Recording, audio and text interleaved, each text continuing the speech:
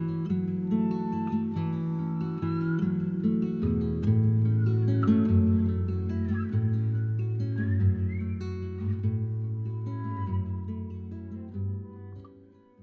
everybody, to the Banyan Books and Sound podcast, In Conversation. I'm Ross McKeechee, and I'm lucky enough to be joined today by Matt Kahn. He is a spiritual teacher, highly attuned empathic healer, and the author of a few great books. The first being Whatever Arises, Love That. His second book, Everything is Here to Help You. And his newest book, The Universe Always Has a Plan, The 10 Golden Rules of Letting Go. A wonderful book. I'd like to start by welcoming you. Welcome. Thank you. Oh, thanks for having me. It's truly an honor to be here. Really honored to have you. You're definitely a favorite around Banyan Books. And just wanted to start by saying you've played a big role in my life. So thank you for that.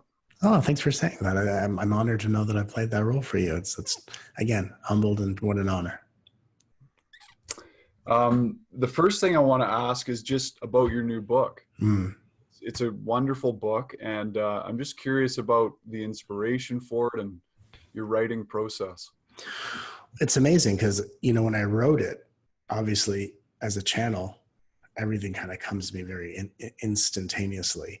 I had no idea the world was going to be in the state it's in. I had no idea that this book would be coming out the perfect time to be like the perfect roadmap or, manual to help everyone really take bold leaps in their awakening journey and to really step by step, go through and support Earth's ascension. So I had no idea this was going to happen. The book title is The Universe Always Has a Plan, and it had a plan that I wasn't fully aware of. So that was, I thought, very on the mark. But as far as my writing process with this book, I was going through a lot of deep healing in my personal life, a lot of change, a lot of transition, and I was in a really raw place. And what's interesting is when I usually write a book, I usually wake up first thing in the morning and I write a couple hours of content, and then I come back in the afternoon and I edit what I just wrote, and the next day I move on. I'm able to write a manuscript pretty expediently that way. For some reason, with how raw I was feeling and the healing I was going through, I could only write this book late at night. So I wrote this book from like 11 o'clock at night till 3 in the morning. Okay. And being up with the moon and, the silence of, life is asleep, but I'm up in this, crazy inspired place with lightning coming through my body as I'm channeling what feels like the words the world needs to hear, and pressing save 1,000 times, making sure this is this is amazing, because it's an amazing process when something comes through you. And it would be the same process as if you were reading someone else's book that inspired or changed your life. You would be like, oh my God, this is incredible. And when it comes through me like that, it's the same experience. Not because I'm writing it, but because I'm just in the presence of witnessing the universe's power and fury to bring to the world a truth that cannot be denied and a truth that only heals through the power of love. And as I just felt this coming through me, I just knew, this is actually the fastest I've ever written a book, and I wasn't trying to write it fast. It just poured through me, first draft in about a month, which is very fast. And then I sent it off to my publisher, and I was waiting, and they came back with like 4 edits, and I was like, oh my God. This book is a truly powerful and special book, and I'm just so honored to have been the space it came through. Oh, wonderful. It is a truly wonderful book. Just for anybody who doesn't know, it's got these 10 golden rules for letting go. And as Matt mentioned, each chapter starts with a personal story. So he relates it to his life, and then he gives a mantra for that rule, gives an exercise. And then what I really love is the spiritual myth busting.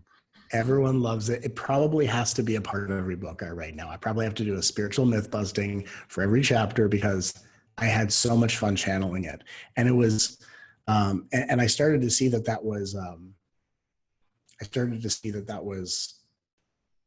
a theme of the book, of doing this spiritual myth busting section.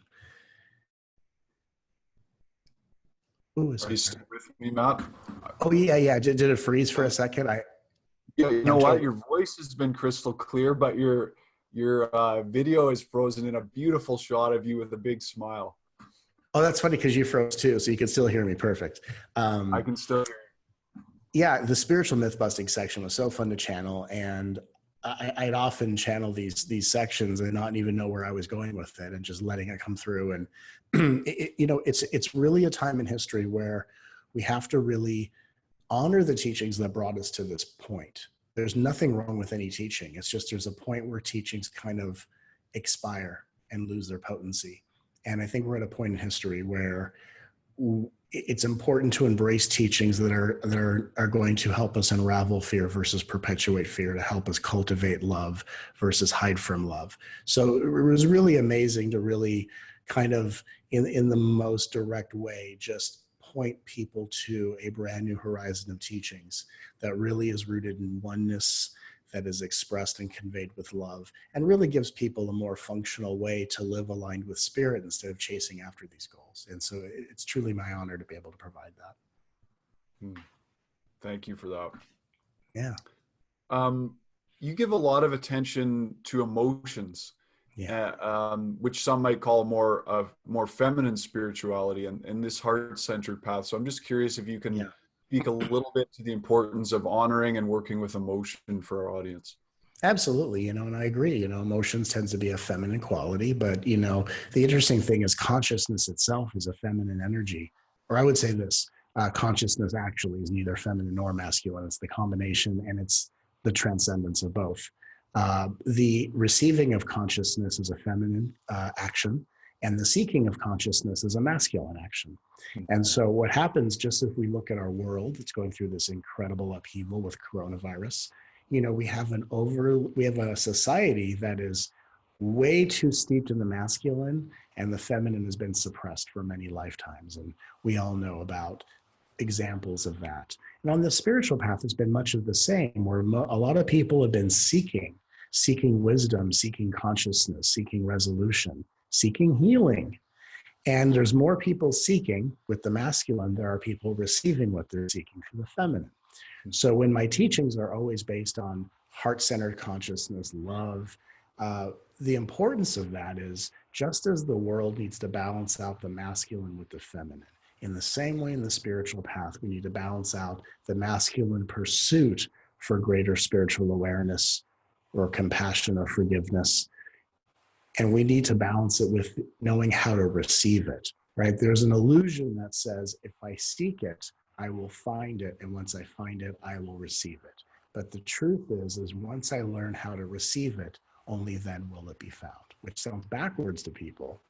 But we've been trained to interpret things in a very masculine forward way.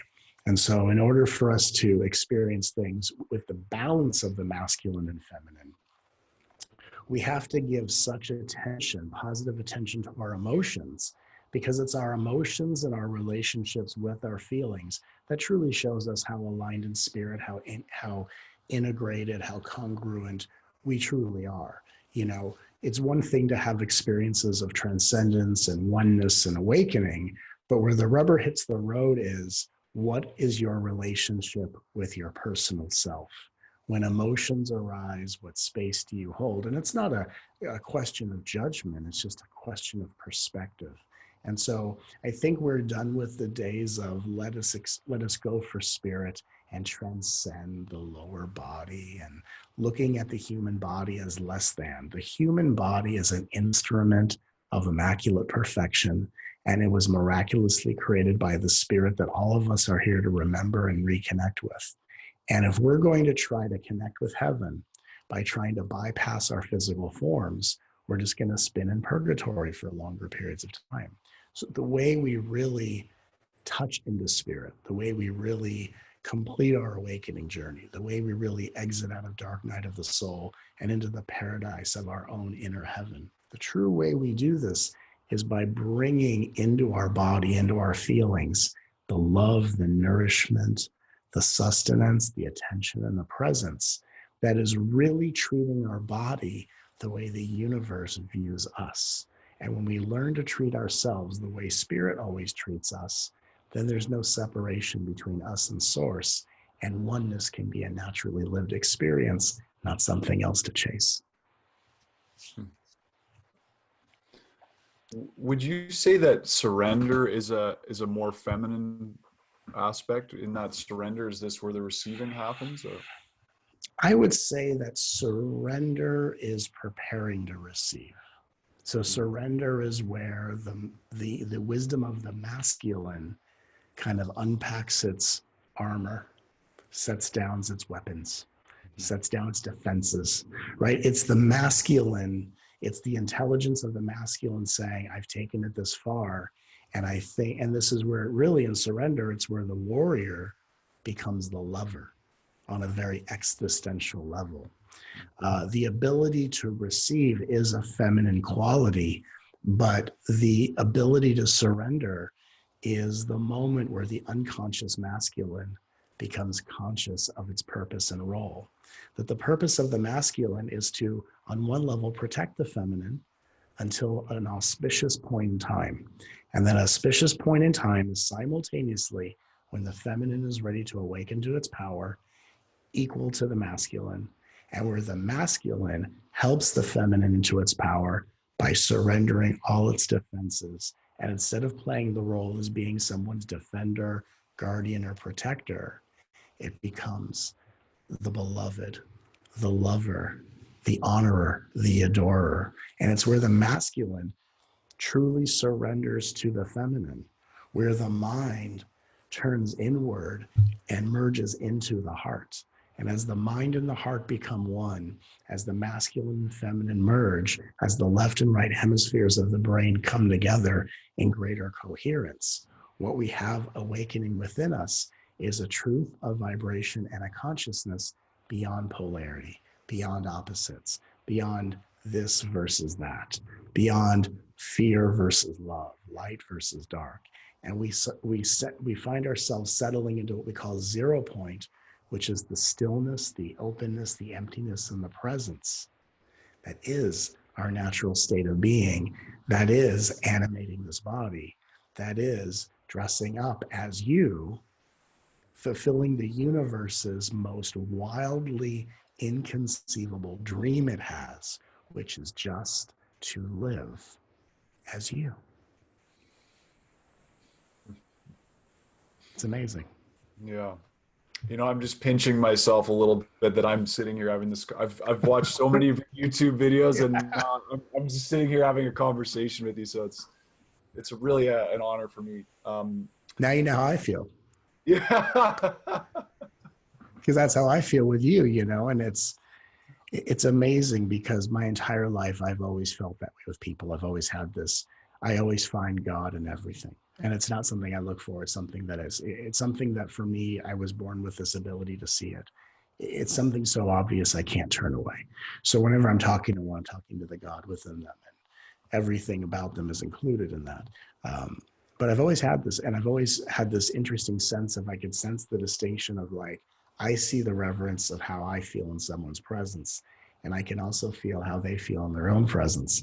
And so that's the fury that led to my spiritual path, eventually becoming a teacher and a healer, where I thought, what can I do to help people experience themselves the way I experience them? What can I do to help people experience themselves the way Source does? That became the drive of what I do. Like you're saying, and I appreciate what you're saying about me, like, you know, this is like a live YouTube video right now. And I sit here with you going, God, what a gorgeous expression of spirit. What a beautiful man. What a wonderful soul. And so truly, it's my experience of you as well. Oh, thank you. You're welcome. You just touched on something that I wanted to ask about, which is your journey in becoming a teacher. I've heard a bit about your childhood through your books, but actual in your adult life, was there a clear decision point, or what was that journey? You know, it was a very interesting one. So there was a point where, you know, I had an out-of-body experience at 8, which I've talked about a lot. I've had experiences of talking with my angels and guides, which started when I was about 18 years old, or in my 20s. between 18 and 20 something. I always, every time I'm interviewed, I say a different age. I can't even remember. But somewhere in that period, I started in my parents' house in my bedroom, started talking with my guides, and they would teach me things and show me things. And it was all the things I was interested in my entire life. It was all the things I wish I was learning in school. You know, when I went to school, it was just like, half the stuff I was taught, I didn't really believe, but it was kind of, I had this really interesting feeling of like, just memorize it, get through this process, and then someday we'll get to what you really want to learn. And that's how I looked at school, just play the game, right? Like a lot of people do. And so as I began to evolve and talk with my guide, and there was a process where I would be inspired by them to deliver a message to someone. Like in the grocery store, hey, I'm so sorry. My heart feels like it's going to explode if I don't say this to you. And then they would erupt in tears. Oh my God, how did you know? And I would deliver these messages. And I didn't know how I did it. I just knew if I didn't, I felt like I was going to just explode. And so then I was guided by my guides to go into a spiritual bookstore. And they said, hey, tell them about this experience. And I asked the bookstore person, hey, why do I see purple energy everywhere? They said, take our psychic development course. Okay. So I'd go to the psychic development course, and 3 weeks into it, they asked me to teach it. And I thought, I'm just here to learn, man. What are you talking about? And they said, they sat me down at a psychic fair and they said, can you give a reading? And I said, I don't know what that is. And I sat down for 3 seconds. I was like, what am I doing? And then it just started coming out. And I guess I can do this. And then a month later, I had sessions scheduled, and I'm doing this work, and I literally am, you know, from that point to now, it's been about 15 years. I learned about all of this by doing it while not knowing how I'm doing it while I was doing it. So as I'm doing it, I'm like doing it, and I'm standing next to myself watching and listening. And then I didn't know about any other spiritual path because I didn't do a lot of reading. I just did channeling. So I learned about all these spiritual paths by piecing it together and listening to people, what they would tell me for 15 years. And so I have a very interesting way that I've come to this path. It's not learned book knowledge.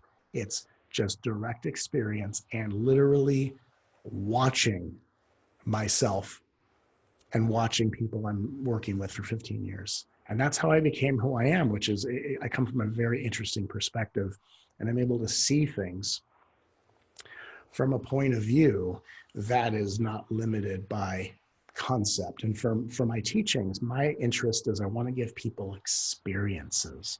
I don't want them just to know we are one. I want them to experience it like I do. And so my chess game is, how can I get someone to have their own experience of this reality?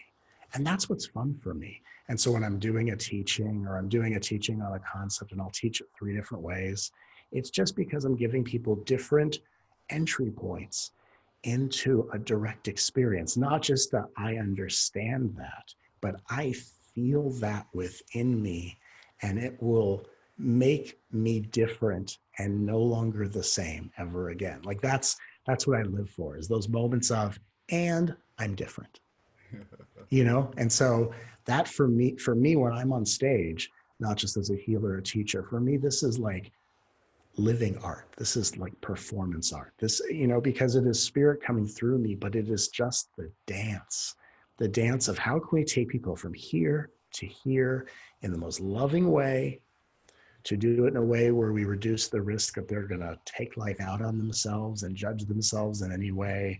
And how can we give people direct experiences of all these things we've read about, heard about, and want so much in our lives? How do we turn the lights on now?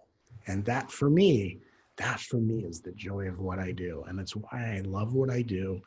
And I love what I do just as I did the first day I've done this. And that for me is the purity of the offering, that it never gets old. It never gets like, you know, it's always like the first time, always.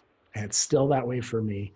And that's what I love about it. Beautiful. And that, you know, that really comes through. I always notice that, For anybody who doesn't know, Matt has a YouTube channel. He's got, I think, more than 16 million views. Almost 18 now. Yeah, almost 18. Keep boop, boop, boop. And I always notice how much fun you're having, and that you're just right there in the joy of the experience and the humor that you bring to not only your teaching, but the way you teach others to try and bring humor into. There's a question in this. What is the significance of bringing that lightness and humor into the game of evolution and into the game of being in relationship to self and others? It's a very interesting thing because I've always been a very funny person. I've always been a performer, you know, as a child actor, which was different. I wasn't good at like any dialogue a screenwriter could write. I was good if it was an improv because I'm a channel. So if I could write my own lines, I was great. And I've always had just this very funny side of me. And for me, it wasn't like I come up with jokes. It was just jokes would jump out of me. You know, when you're a kid, it's sometimes an inappropriate terrain, you know, but when I discovered the spiritual path, you know, again, I didn't know anything other than what I was being brought to teach and what the guides showed me, what the universe showed me. So I saw a very specific path. And when I came into this journey, I was very surprised to know that, and again, everyone has the right to their own path and journey. So that didn't surprise me. What surprised me was just the way it seemed so clear to me. The way it was initially received by some of the people in the field, where I thought, oh, I'm going to hang out with all my superhero friends. And I thought, well, I'm either onto something or I'm completely crazy.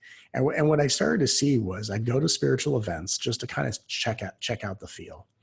And I would find a lot of people yearning for spirit, but rejecting their personality along the way. And of course, there's a lot of linking of personality with ego, which isn't quite the truth, right? We can't just say ego is personality, because then we're on these old spiritual paths where we're trying to be spiritual beings with no personality, which actually creates so much more ego. It's incredible.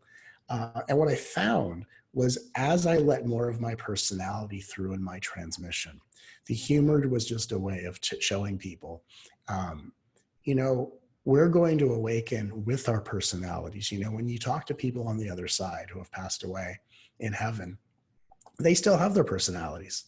In fact, their personalities are amplified to what they couldn't express in the human plane with their conditioning. They're even more uninhibited. And so I didn't decide like, hey, I'm going to be funny one day. It just started happening, you know, and I wouldn't plan it.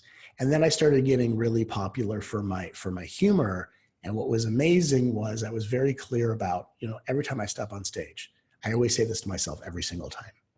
Every single time I say to myself, I don't feel like being funny today. Because the truth is, I don't care if I'm funny. I only care if it's beautiful. I want the teaching to be beautiful. I want it to be heart-centered, and I want people to burst into the tears of revelation and glory. All I care about is beautiful, heart-centered, beautiful. And somewhere in the teaching, something happens and just it pours out. And I noticed that it always happens at times when the audience needs to integrate the energy I'm channeling.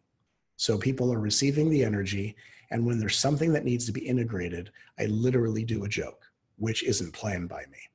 And then I go back to the teaching. And it's a very effective process. It's just not something I plan. You know, I can't teach people to do this. I can't say at the 14-minute mark, right? 2 archangels and a master walk into a bar, right? You know, you can't teach or script it. It just, and the things I come up with, you know, and I joke with myself all day, like a comedian who's always writing material wherever they go. I'm always a teacher downloading teachings. Anything inspires a teaching. And I have jokes that come to me all day. I laugh all day, whether there's anyone watching me or not. I don't even, right? That's awesome. My life is hysterical. You know, for me, it's a lot of cooking. I cook a lot. And I come up with jokes, and then I tuck them away going, you know, if it's meant to be, one of those jokes is going to come through. And inevitably on stage at the perfect time, like the last one I came up with, I think on stage was about being a gaslight worker. Oh yeah. I saw The gaslighting of spiritual people, the gaslight worker. And I told myself, I'm going to do this. I'm going to do this on stage for sure. That's hilarious. But, I have no attachment. Like, and I'm so happy that I don't take it on like, oh my God, people like when I'm funny. I need to totally be funny. It's not how it works. It's not how it works. You cannot plan to be funny. If I were working in a field as a stand-up comedian, which I never would, because that's when you're expected to be funny, and that's not that for me kills the energy. Mm-hmm. I don't have to be funny in my field, and so that lets me be funny, right? If I had to be funny in my field, I have to be compelling. I have to be inspirational. I have to be transformative. For me, that's no pressure. That just feels natural. But if I had to be funny, that kills it for me. For me, I don't have to be funny for anything. And it just creates this space where there are moments where the funny finds me. Hey, yeah, it's wonderful to watch. It's very wonderful to watch. Yeah. And it's nice to be entertained while we're integrating those energies. So important, honestly, because again, you go to a spiritual event, you soak and you steep in your spiritual self. And a lot of the pain that people feel is it's their personal self saying, hey, I'm feeling left out of this.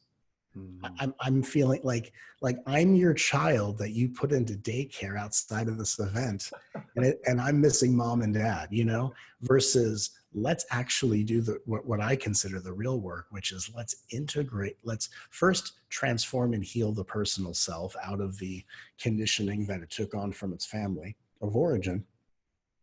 And then let's merge this transformed personal self as a space through which the higher self will embody.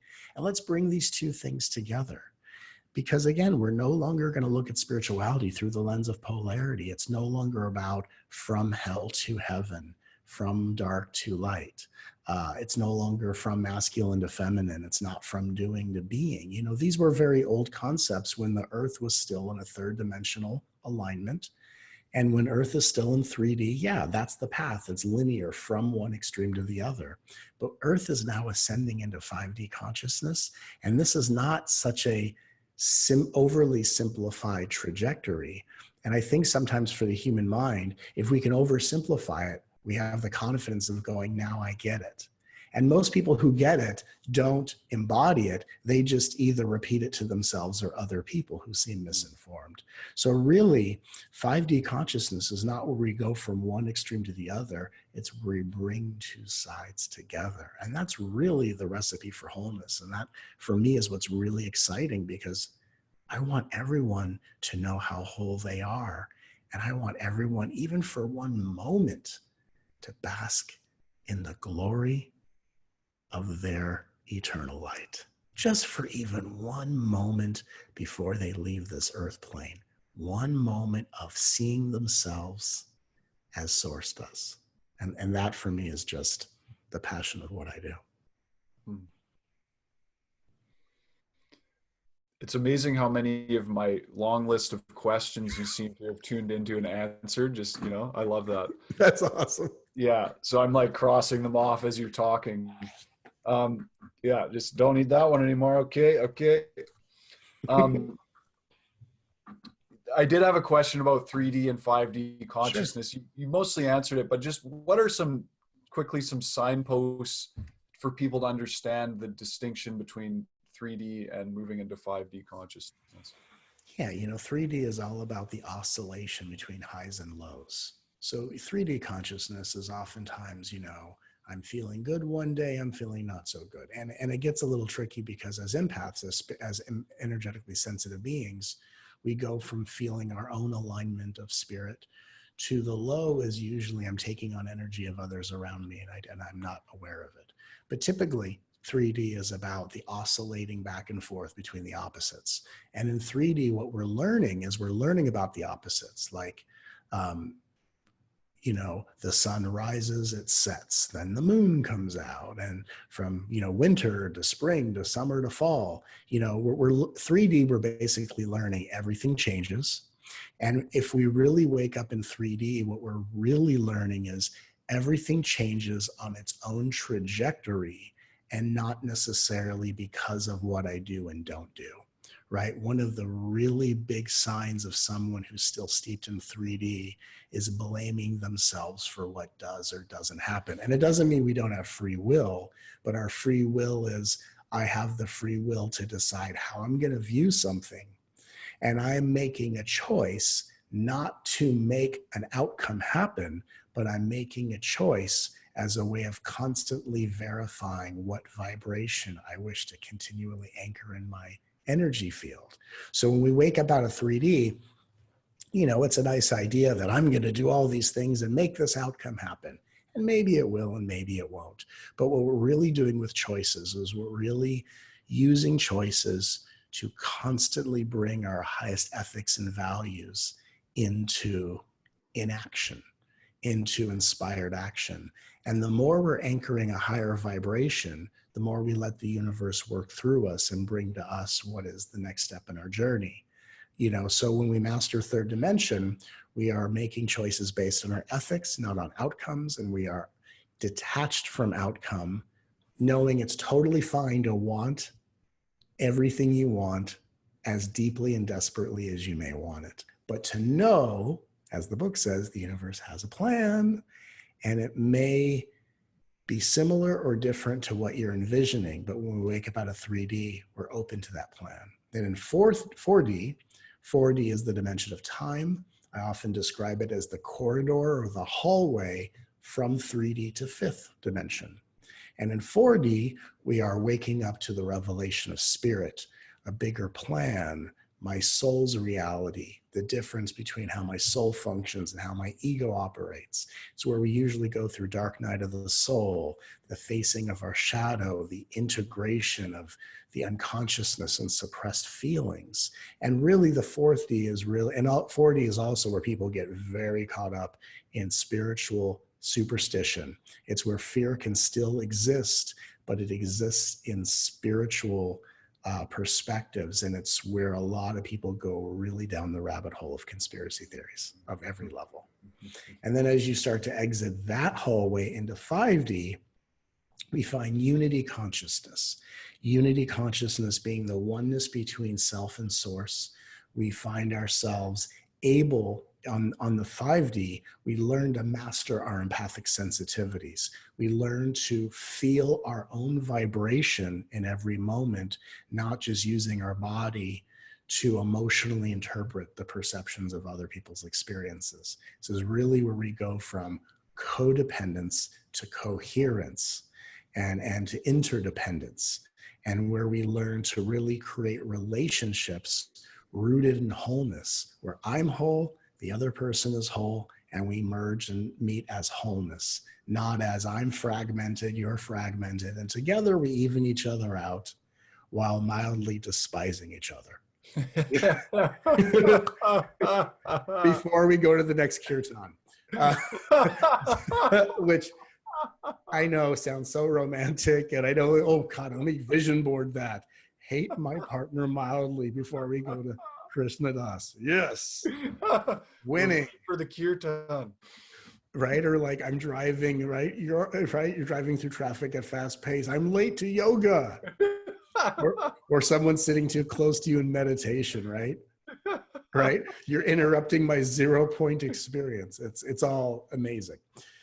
But 5D is where we get to unity consciousness, and it's where we really start to experience spirit in the body. And of course, the fourth dimension is where we're really healing and processing the density of human emotions.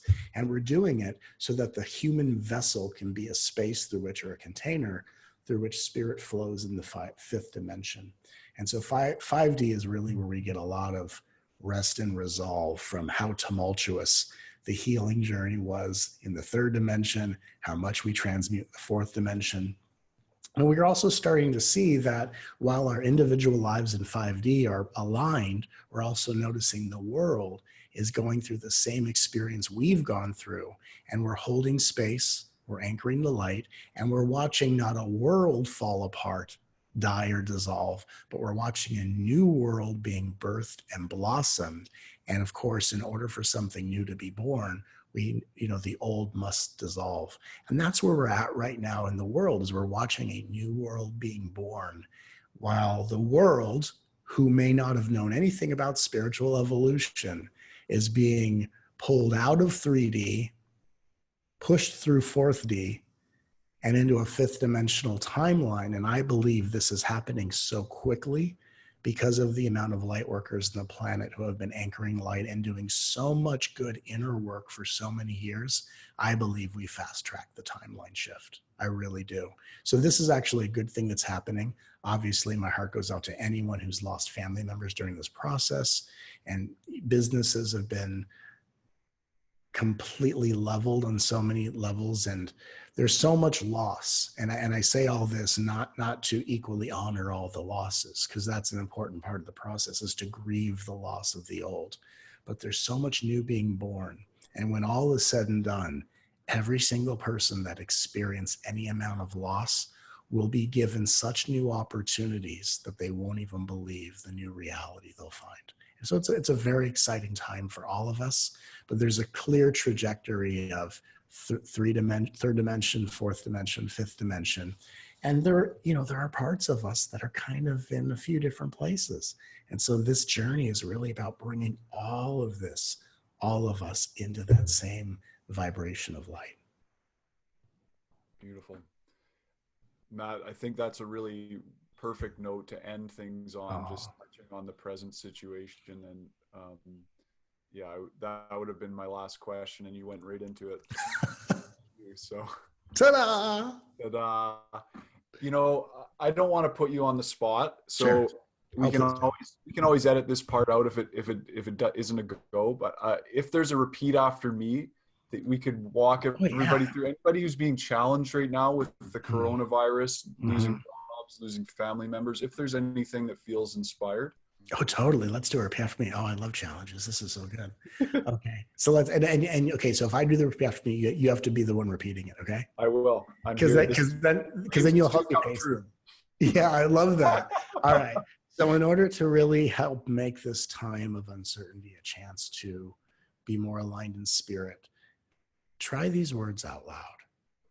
I accept. I accept. That an experience of adversity. That an experience of adversity. Is only delivering me to the opposite side of opportunity. Is only delivering me to the opposite side of opportunity. Where I see death. Where I see death. Only birth is occurring. Only birth is occurring. Where I see destruction. Where I see destruction. Only reconstruction remains. Only reconstruction remains. Where I sense fear. Where I sense fear. Our spaces only love is healing. Our spaces only love is healing. Where I see separation between people. Where I see separation between people. Is only a transformation. Is only a transformation. Allowing the revelation of oneness to emerge. Allowing the revelation of oneness to emerge. And where I see fear-based news headlines. And where I see fear-based news headlines. I'm only watching an old guard. I'm only watching an old guard. Lose its grip. Lose its grip. Of control on humanity. Of control